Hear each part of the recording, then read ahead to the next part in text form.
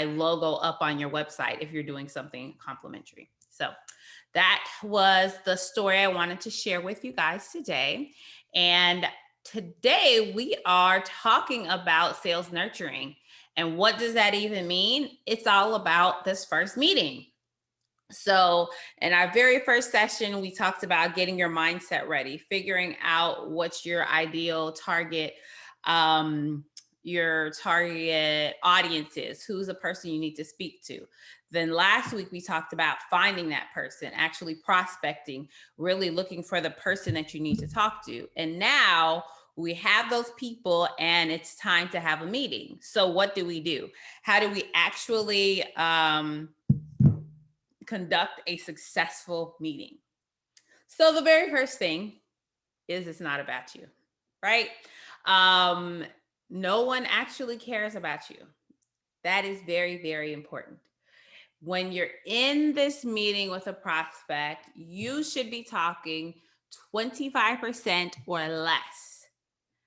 25% or less of the time. It's not about you and how great your products are, how great your services are, how many years of experience, how long the company's been around. All of those things are irrelevant in a first meeting. It's about building rapport and relationship. So when we think about rapport and relationship, you should have already done some research before you show up for this first meeting. If you just show up for a first meeting and you've never searched the person up on LinkedIn or Facebook or Instagram, whatever your platform of choice is, then you're not going to have the background knowledge that you need. And when you are building this rapport, rapport building should be anywhere from maybe 2 to 4 or 5 minutes, not too much time. And you should really pick something up that they know that you've taken an interest in them. Oh, I just read that what you posted on LinkedIn and you were talking about blah, blah, blah, blah, blah. I also read that and this is what I got from it. Or why did you say that? Or I'm curious about your thoughts. Can you go into it deeper? Like really make them feel that you have a vested interest in them. If they aren't posting, but you seem they've liked or commented on somebody else's post or feed or something, say, oh, I noticed that you also follow this person. Why do you follow them? What about them do you like? That's building rapport. You don't have to say, oh, hey, what is the weather or what you do last night or how was the weekend, right? Those are surface level questions. Take it up an extra notch. And so thinking about what the prospect is feeling, talking about the difference between pain and a problem, right? So pain is just a niggling, annoying thing, right? Like I fell off my bike, I scraped my knee. That's pain. I can decide to put a band-aid on it, or I can decide to keep riding my bike. But if I fall off my bike and I break my wrist, that's a problem. I have to get that problem fixed. And that's exactly what you're looking for when you're in these first meetings. These meetings are called discovery meetings, right? So you need to discover what the prospect is actually feeling, what they're experiencing, and really uncover that deep problem. Again, a pain is just small and annoying, and you have to understand, are they ready to fix this problem? When we think about a pain, and let's talk about maybe an accountant. So an accountant will call on, different kind of businesses, and let's say they're in with a small business owner and they're talking to the small business owner and they're like, yeah, right now I'm handling all of my own bookkeeping and it's taking me a couple hours each week to do it. Okay. So a lot of accountants will be like, okay, great. Well, I can save you time, blah, blah, blah, blah, blah. And they would just run with that. But you take that a little step deeper. Okay. So you're doing it yourself. Do you have any background in accounting? And they'll probably say no. And you keep asking them a round of questions based on the way that they answer. And then you get to the actual problem, right? The problem is not that it's taking them a couple hours. The problem is more so it's taking them a couple hours. They don't have an accounting background. They're self-taught and they are scared that they're underpaying their taxes. So you as an accountant are not going to say, well, I can save you a couple hours a week and blah, blah, blah, blah, blah. And this is what my product can do. You say, as your outsourced accountant or as your accountant, I can ensure that you are accurately paying your sales tax or your taxes every single month, every single quarter on time. And it also saves you hours in the day. So again, when you're problem centric, you are focused on the problem that client actually has. You're not focused on your product, because when you're focused on your product, you're trying to line up what my product can do with what they're saying. And that's not what you need to focus on. I think I've gone through enough that it's about their problem. So what can you solve? Always focus on the big kahuna. Don't focus on the small, little, annoying things. Focus on the biggest problem. So, again, you're talking 25% or less of the time. And during the 75% of the time that they're talking, you should be pulling out so many things and so many issues that they really want to fix. And if you want to be that wonderful person that comes in and solves all their problems, all you're going to do is overwhelm them, because you're going to say, we can do this and we can do this and we can do that. And they're like, oh, that sounds great, but that sounds really expensive. Even though you've never told them the price, it's just the perception that you're trying to oversell. You're trying to overdo it. Think about when you go to a doctor. When you go to the doctor, you go in, I broke my wrist. I was riding my bike and I broke my wrist. Okay. And the doctor is going to go through and they're going to talk specifically about, ask you questions about, okay, does it hurt when you move your fingers? Can you move your elbow? Can you do this? But it's all centered around the wrist. They're not going to say, oh, I also noticed that you're walking a little bit funny. Did you hurt your ankle too?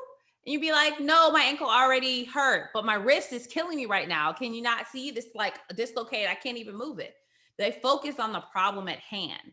And so you have that big problem and you focus on, how does my solution address their problem?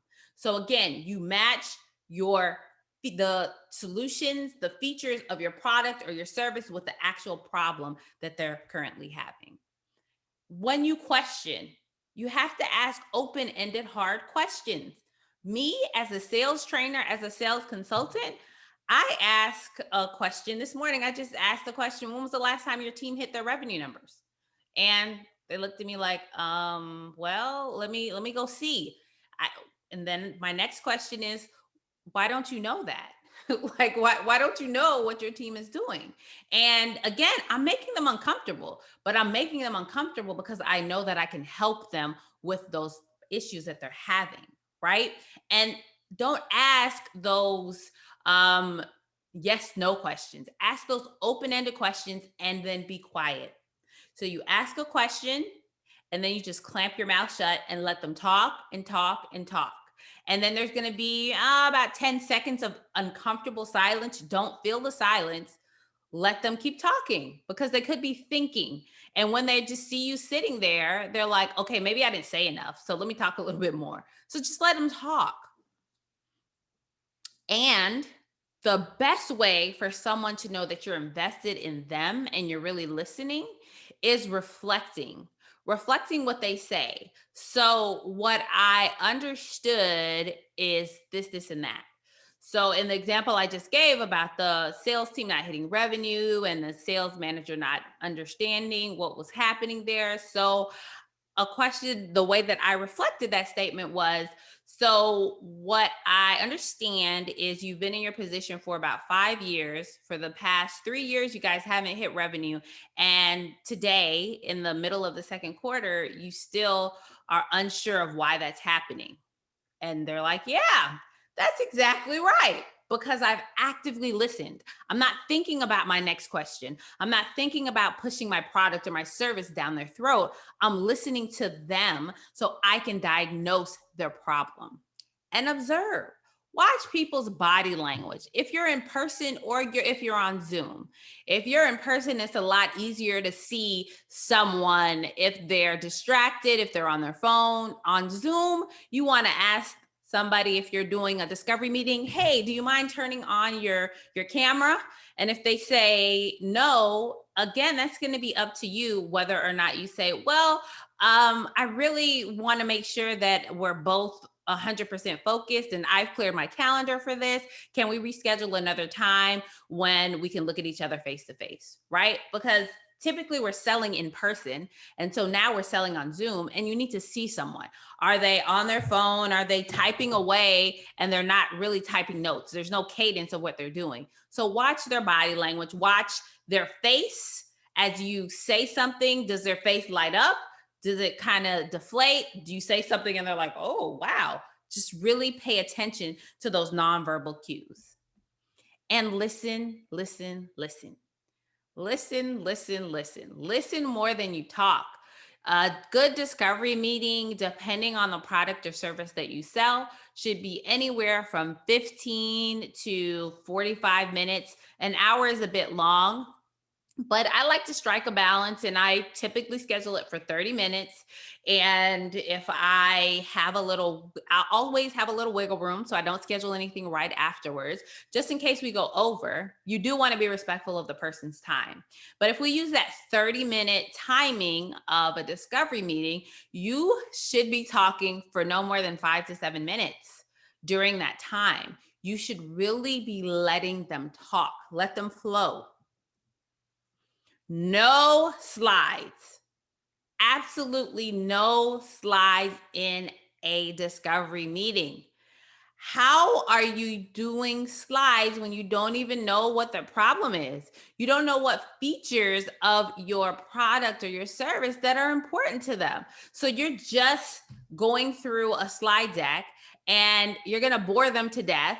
They're not going to get to talk. And again, if you're presenting something, you're talking more than them.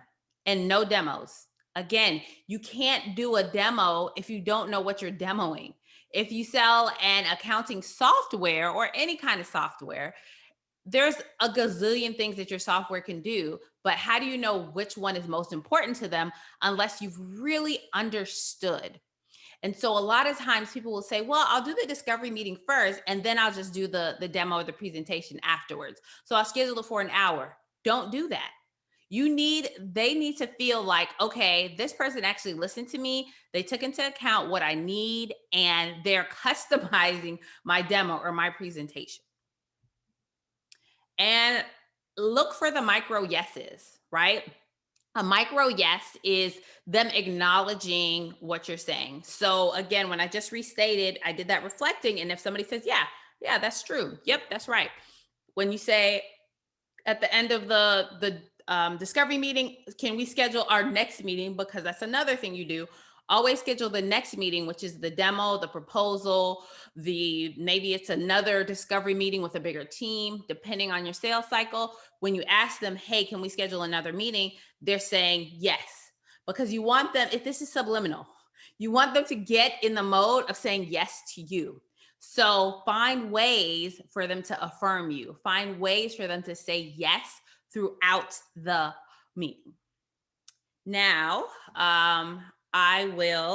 we're going to do a little bit of hotspot. So I want you guys to do a discovery meeting with me. So I'm going to ask somebody to pop open some questions and I'll walk you through it. But because I'm going to stop sharing my screen, I just want to introduce myself. My name is Wesleyan Greer. I am a sales leadership coach. I work with small businesses up to Fortune 500 companies and helping sales leaders as well as their teams and business owners really focus on people, process, and profits. Those are the 3 P's I focus on: people, process, and people, process, and profits, in that order. There's a free ebook that you can grab if you would like. And another thing that I always like to do in every single presentation is really display to you what I did. I've been talking to you guys for 22 minutes, and this is the first time you've heard me say my name, right? Because again, you join this meeting, this presentation, and you're like, okay, I want to learn something. I don't actually care about talking about it. I mean, I'm human, I do the same thing. So make someone care before you talk about yourself. Give them something to care about and then make yourself memorable. So that's one thing that I typically do. I introduce myself at the end of a meeting. I mean, obviously in a discovery meeting, they probably know who you are because you've had some kind of correspondence via email. But anytime you're doing a presentation, a demo, introduce yourself at the end. So now, for anyone who would like to, anyone who is interested, I would like us to do a little bit of, I'm not going to call it a full role play, but I want you to, let's work on our positioning questions, because really the way that you open your discovery meeting up it sets the tone for the full meeting. So a lot of times people say, hey, Wesleyan, do you have a script? Are there a certain questions that I need to ask? And my answer is always no. The only question you need to have is the first one, because based on my responses, that's how you should continue asking the questions. So the first question is really the key to getting the person to open up. So again, what I do in sales coaching, consulting, a lot of times I may say something simple like, tell me about your sales team. It's just a simple question. And then they start and they take it any way they want to. When I say, tell me about your sales team, sometimes they tell me about how great they're doing. Sometimes they tell me about the new people. Sometimes they say, oh, I'm in the middle of hiring. Whatever they say, my next question is about that. If I'm talking to a small business owner, I may say, what are some of the challenges that you're currently having with your sales, with growing your sales, right? And again, they take it wherever they want to. I'm not starting warm and fuzzy. Like, if they don't need friends, we don't need friends. We have friends, we have family. Get to the root of the problem so you can be punchy. So again, I'm opening up the floor for anyone who wants to practice.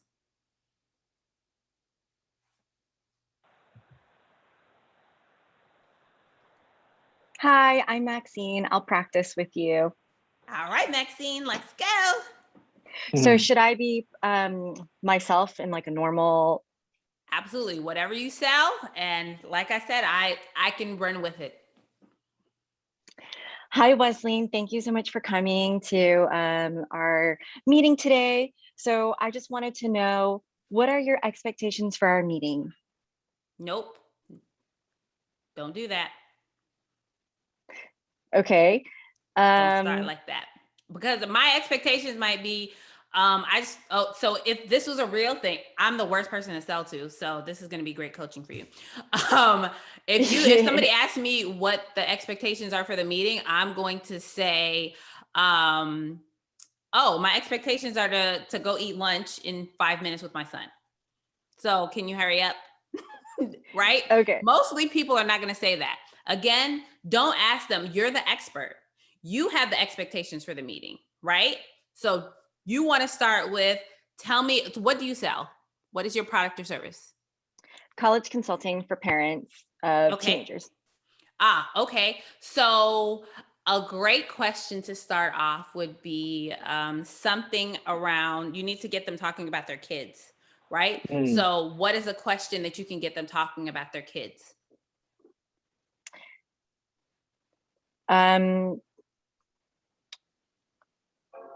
What are some of your challenges working with your child getting to college? Perfect.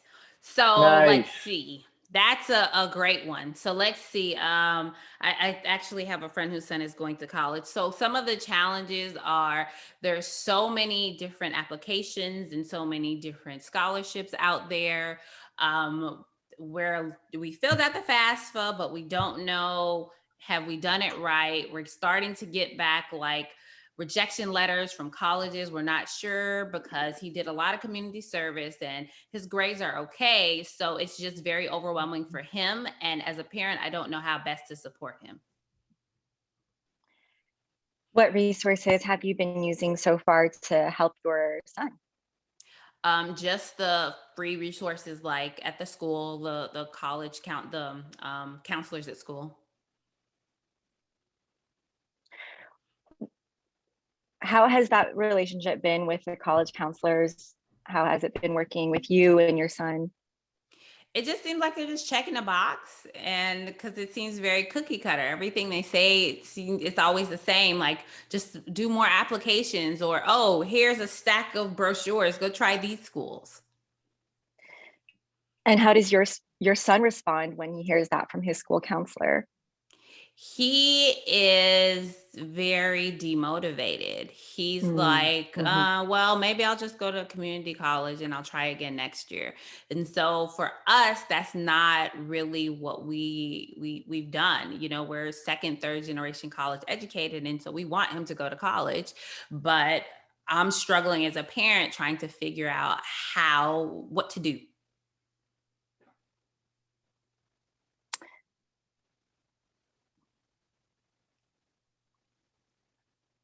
When you tell your son that you want him to go to college, not just a community college, but a four-year college, how does he respond to that? Is he on board, or is it mainly you and the other parents or guardians involved that are pushing this on him? Um, yeah, he's kind of checked out. He's just like, whatever. I mean, I think he's had this great cushy life, so he's like, I'll just go with whatever I go with. So right now, I'm gonna pause for one moment in our role play. So you're doing really good. And I can tell that you're like listening to me and asking the next question based on the last question or how I responded, right? The one thing I want to say is reflect, right? So instead of continuing to go through the questions, just take a moment and say, so it seems like this, and that, right? And again, to get me to say, yes, you're right, because you want the micro yeses within that. So how do you feel Okay. about that? Next time you Yeah, have with that. that's great. I would love to continue practicing that. Awesome. Awesome. Anyone else want to take a stab at me?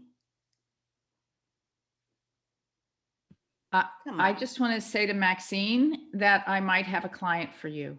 Look at that. Okay. Nice. They need you. Hey. She needs you like right away, I think. Yeah. That's great. That was Catherine, right? Yes. Catherine, Yep. are you gonna hop on the hot seat? Oh, I can, I guess. I didn't really dress for the occasion, but let me just make sure my background's not too bright by closing my blinds, Okay. turning on the light so you can see me. I'm All suffering. right. I'm suffering from a really bad case of poison ivy right now, so I'm very itchy. Mm. So I'm very itchy and in That pain. stinks. So I'm trying not to, do on camera stuff today. But I will, because I so enjoyed your last. Let's see, where's my camera? Here we go. Okay, there I am, Hey, Hey. Catherine. undressed. I mean, no, I'm dressed, but I don't have my lipstick and mascara on today. Okay. That's okay. All right. Let's go. I'm ready for you. So this is the first time that we're meeting, and the way I love to start with people that I haven't met, obviously in our industry in children's television. Everyone knows who you are, but what I'd love to know, because you've had a big change over in your top management, how is that affecting you? Are your priorities changing a lot too? Yeah, I just anytime we get a new boss or a new management team, it's always more politics. It makes my job a lot more difficult. Wow. So you already know what new content or what pressures you have to either develop new shows, or are you looking more for completed content? What's worrying you the most in your new position and your new boss? Well, it's just a full regime change. So a lot of the stuff that I was working on before, it doesn't seem like it's going to meet the test of the new management. They want new stuff by smaller creators, less of the same old, same old. They just want brand new, fresh, clean content. Wow. I understand what you're saying about that. It seems everybody's looking for the same thing. It's like, where can we find the diamond in the rough?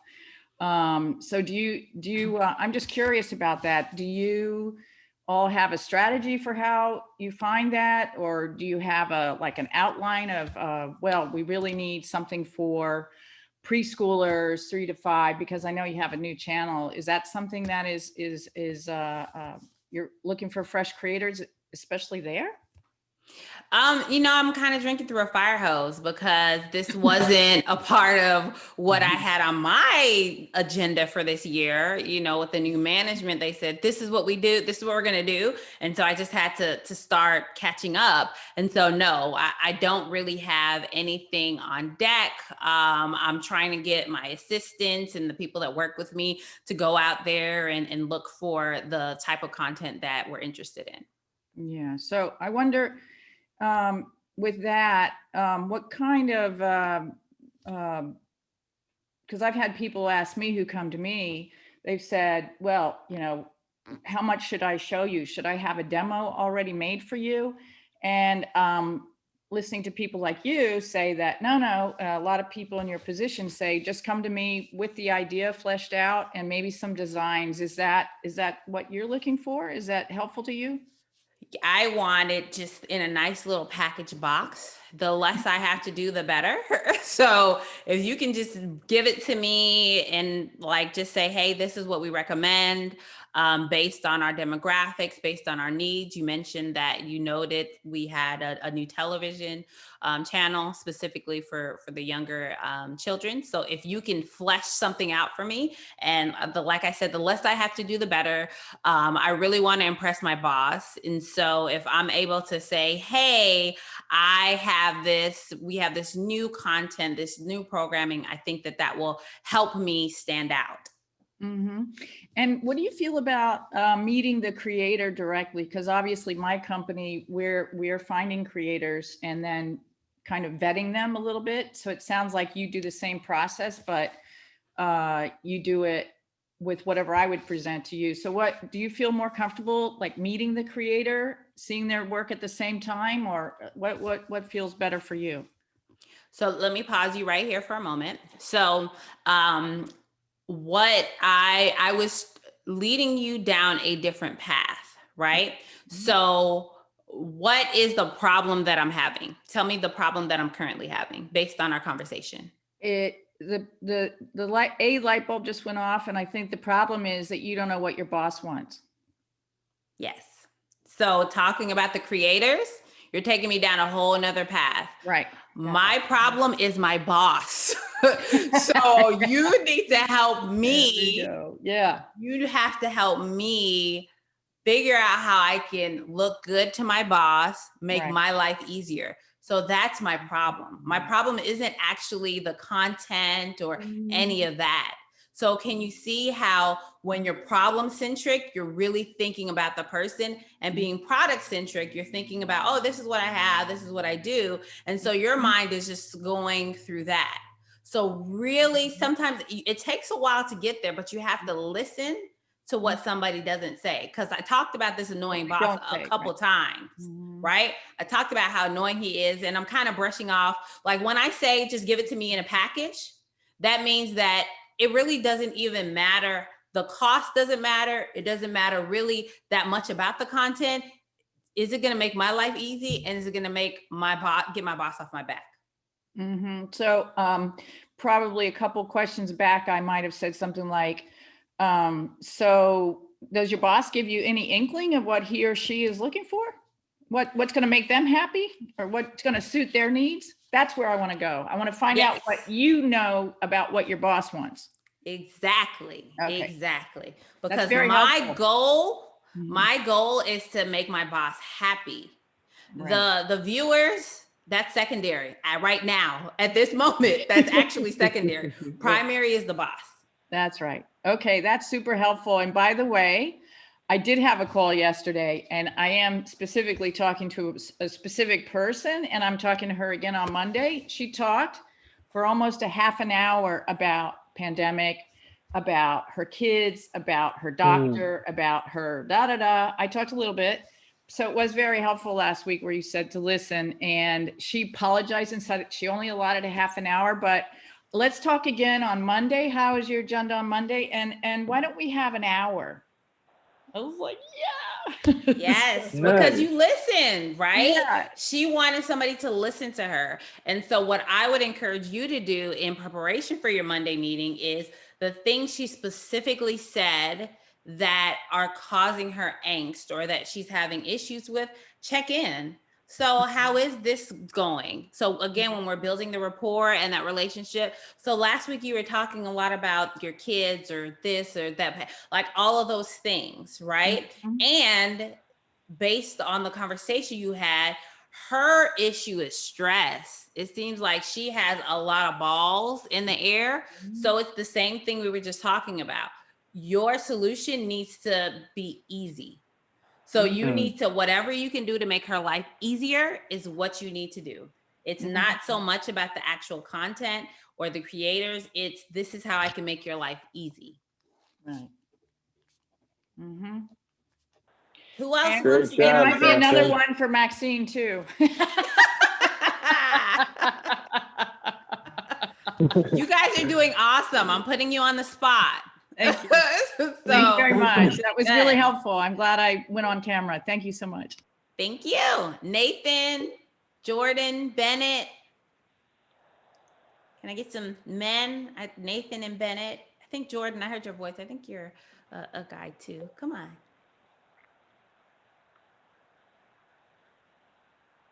Nope. Okay. I can go. Jordan? Oh, Uh-oh. there he is. I saw you Jordan? pop on, Jordan. Yeah, I'm not gonna volunteer, but I'd like to listen. Thank you. Can't hear you. He said he Oh, doesn't wait, want to it's volunteer, me. but Hold on. It's not you, it's me. Wesley just needs to. Okay, there we go. Okay. You back? What did he say? Jordan just wants to listen. Oh, he just wants to listen. Okay, no problem, no problem. Well, But I don't want to go. force. Oh, you want to go, Mark? Yeah, I want to go. All right, I'm ready for you. I see you have Tim Ferriss's tribe of mentors there. I love Tim Ferriss. What do you like about Tim Ferriss? Oh, there we go. Look at you. Hey. Look at you, Mac. I like the way that he really talks about it's, just the title of the book, Tribe of Mentors. So a lot of times people think about, I have a mentor, right? And so it's not necessarily thinking so much about this one person that is so amazing that has helped you get to where you are. It's about the team of people or all of the people. And for me, my biggest takeaways are that there are many different people within my life that have influenced what I've done, right? And so I go to them for different things. Okay. Many different mentors. I like that. Is there any mentor you're seeking now? Is there an area in which you're kind of seeking mentorship now? I would say no. So during the pandemic, I really took a lot of 2020 to do a lot of professional and personal development. And so I took a lot of courses and I met a lot of great people. Just the fact that we were virtual and I was like meeting people in the UK and people in California, all in a day. So I feel like I'm good in terms of mentorship and development. Okay, cool. What was like the best class maybe that you took, or the best workshop? I think the best one that I took in the past year was by a guy who he's like, literally a self-made millionaire. And he spent so much time with us. I mean, it was so inexpensive. It was like $500, $500 or $600, right? And he literally spent probably 40 hours over the course of 6 weeks He spent 40 hours like teaching and Hmm. mentoring and developing us. And the experience that I had then, and that was almost a year ago last summer, it's really helped me frame my business and change things and perspectives and the people that I'm even engaging with. Wow. Okay. So I'm hearing he spent a lot of time on you guys. You spent a lot of time, his energy, and that changed how you conduct your business. Yeah. Very interesting. Okay. Um, um, hmm. Okay. Tell me where you're Now, going, Mac. so I'm trying to figure out what problem you have that I can solve through like a workshop or an event. Ah, Yeah. okay. So Yeah. me attending or me presenting? You attending. Ah, okay. So, oh, that's good. Okay, I see where you're going. So that's why you were asking about the development. So Yeah. ask questions. So I think the next question I would ask would be something along the lines of, okay, so it seems like you had a lot of professional growth there, personal growth there. Mm-hmm. And so think about the topics that are kind of covered within workshops that you have. Mm-hmm. So do you feel, and so at this point, you may have to kind of go down a list, if you will. So did you Yeah. get any, so during these courses or all of this mentorship that you've gotten, did you get anything in terms of financial stability? Or and if I Right. say, no, we really didn't talk about that. So then you would say, oh, okay, tell me more about what you would need there. Or did you get anything very specifically about, digital marketing is this big bad wolf? Did you get anything, did you learn anything about search engine optimization? Or maybe you ask, well, what are some of the goals that you have in the next X number of months, in the next quarter? What are some of your quarterly goals? And if they say, I don't have any Yeah. goals, what do you mean goals? Okay, that's something right there. Yeah. So if somebody says, because there's always something else, like for me, if you would have Yeah. asked me, and you have to be specific, because again, so I was Yeah. actually being myself in that. For the last two, I Yeah. was not, but I was being myself. And so if you would have specifically honed in on a topic or something like that, my brain would have Yeah. went there, right? Like financial, I Yeah. haven't done anything in terms of financial, like all that Mhm. search engine optimization. I've done some content stuff. So think about, Yeah. and remember, you're going back to the pain points, the problems that Yeah. your target market have. So what do Right. typically small business owners not get professional development on? I know, like legal and accounting, because people think it's boring. So a lot Right. of times they don't get anything around that, right? So those would be at the Okay. Oh, that's super helpful. Cool. So I should just have a ready to go list if the person can't think of anything. Exactly. If you can't pull anything out, then I Yeah. would have like a list, right? And remember, I'm probably not your target, right? Because I'm doing a Yeah. lot of development and growth on my own. Your target is the Yeah. person who's not. So Right. Right. typically, your target is going to be a person who is in a lot of the online forums and commenting on those self-help people or the Mm-hmm. books or the blog. They're the ones who aren't going Mm-hmm. to invest in themselves. And so those are Mm-hmm. the ones that you want because you have a lower barrier to entry. Cool. Awesome. Thank you. But you did good. I really liked it. I felt comfortable. I Yeah. was just talking. Great. Yeah. I saw that book and I was like, okay. Yeah, look at and see. And so the books, again, if you hopped on a Zoom call and you see somebody who has 4 books behind them, Yeah. think about That's that. good. Yeah. That's cool. I like how you connected it, but that tells you, oh, does she read a lot? Are they just props? Or does, you know what I mean? So think about Yeah. it. Okay. Cool. All righty, guys. If no one else wants to hop on the hot seat, I'm going to give you 15 minutes of your day back. Okay. Thanks for joining, everybody. Anyone want to go? No one else?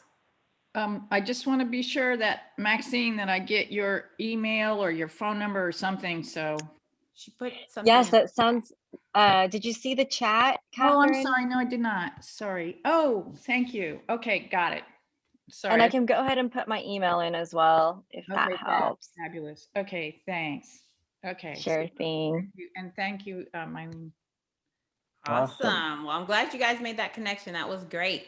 Well, you guys have a wonderful week, and we'll be Can I back. go?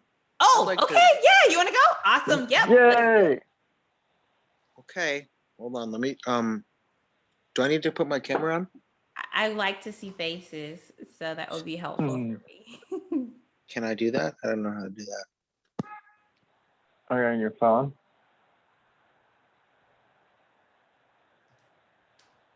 There we go. I'm gonna ask to start your video, and so it should pop something up. Oh, there you go. Hey, Jordan. Hey. Oh, Oh, now you're now on you're mute. just muted. Is there a? Hold on. Let me. Oh wait, you can ask him to unmute. Actually, we'll. Okay. Okay. Awesome. There you are. Okay, can I preface with where I'm at? I've been a real estate agent in New York, and I've been thinking about doing this pivot where instead of being a agent who makes money on the commission and the closing, especially the rentals market, I want to be more of a consultant that you hire to answer your questions and give you more than just answer questions, provide information for a period of time so that I can basically be a recurring revenue for myself and work with people month to month before they make their decision, but not take any fees off of their closings, if you will. Okay. Does And that make so, sense? is this for residential or commercial?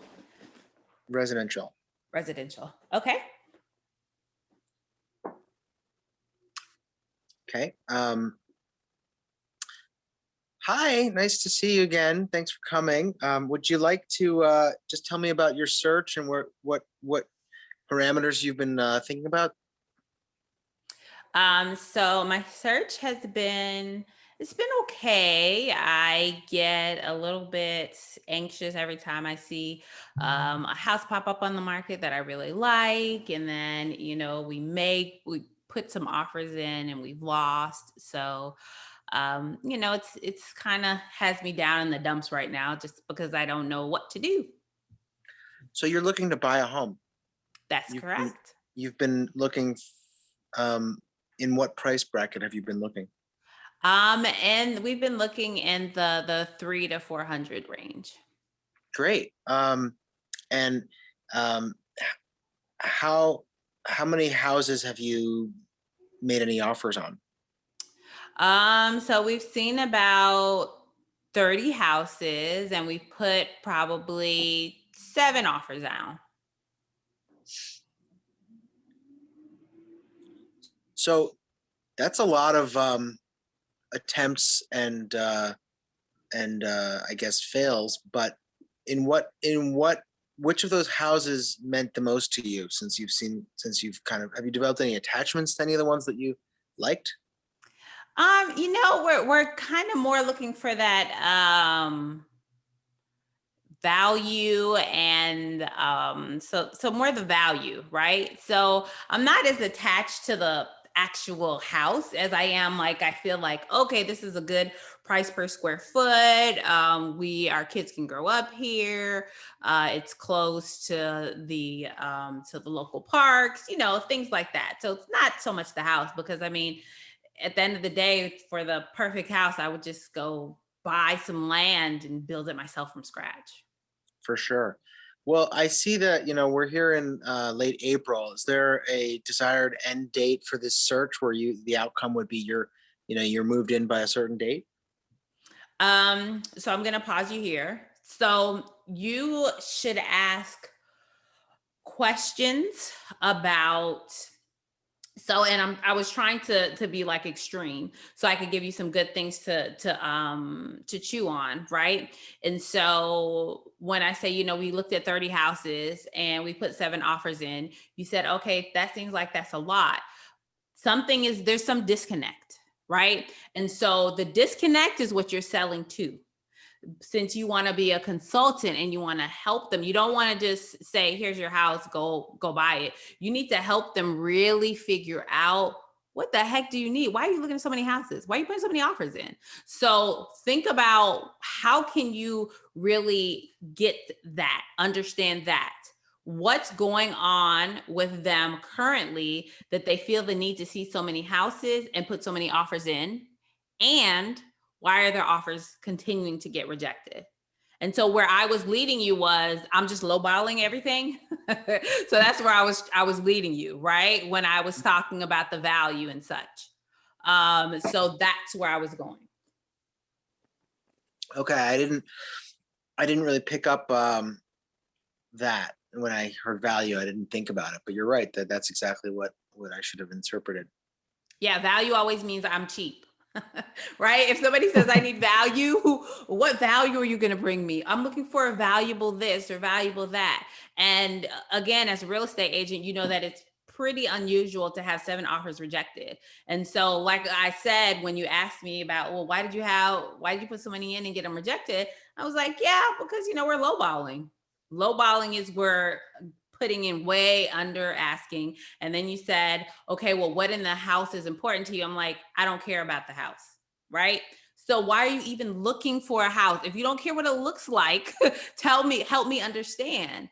And then when I said, well, what I want to do is go buy some land and build my own house, you should have jumped on that and said, there we go. That's how you get paid every month as a consultant, right? So let's work this out, right? Because it's like, okay, you said you have 300 to 400. Okay, so now we have to get some land. Then I have to help you find an architect. Then we have to do all of those things, right? So really actively listen. Don't think about your next question. Think about, what did that person say? Okay, now that's what they said. And it might take you a few moments to really process what they said, but ask them a question based on what you heard, not on your next question. Yes. Interesting. Yeah. This is what about on the rental side? I mean, since, can I just rewind for 2 seconds? It seems like you've been looking on your own. Like, let's pretend that this isn't me asking the fake client. This is me asking you. You seem to know how to look for housing on your own through Zillow and all that stuff. So you probably did it all by yourself to at this point without an agent. Yeah. So, and you know that there are houses and land available. So you're sort of, most people usually spend about 3 years before they make these decisions. It's a long time. So would you ever consider hiring a consultant? And that is sort of my foray. This is my opportunity to pitch myself as a consultant. So you think if I listen more to what you're saying, I might be able to respond with the right kinds of questions and then just send you a bill of goods, a bill of services that you might actually, monthly hire me for a period as a project manager, basically. So the way, and we're going to talk about that in our next session. So I hope that you guys can come so you can learn how to close. The way, the path from this discovery meeting to the close, it's not sending them a brochure or a proposal. That's not what we do. You have to have at least, so for anything you're selling, you have at least 2 meetings. Where this is not a one and done kind of thing. You have to have at least 2 meetings. Sometimes it's 3, sometimes it's 10 meetings, but at least 2, because you have your discovery meeting and then you have your proposal, your demo type meeting. Unless, like Mac, if you're inviting somebody to something that's free or cheap, if it's like less than $100, you should not be spending like too much time on it, right? You just should send it off. But for you, Jordan, so you have this discovery meeting. Based on that discovery meeting, you need to recommend what specifically they need, right? And what specifically they need is going to be based on what you hear. So if you see, okay, so this is a DIYer, they've looked around, they've done all this stuff. So your consulting proposal is going to say, okay, you're spending 20 hours a week, 10 hours a week doing this. This is how I fix that problem there that you're having. You keep you really want to build your own home, or you really want to rent while you build so you can save money on your mortgage, right? So there are all these different pieces that are moving, and you have to listen to them so you can say, these are all the ways that I can help you. Okay. And when I say So- all, let me preface all the ways. Three, no more than 5, right? 3 to 5 features or things that you can do within your business to help the person on the other side of the table.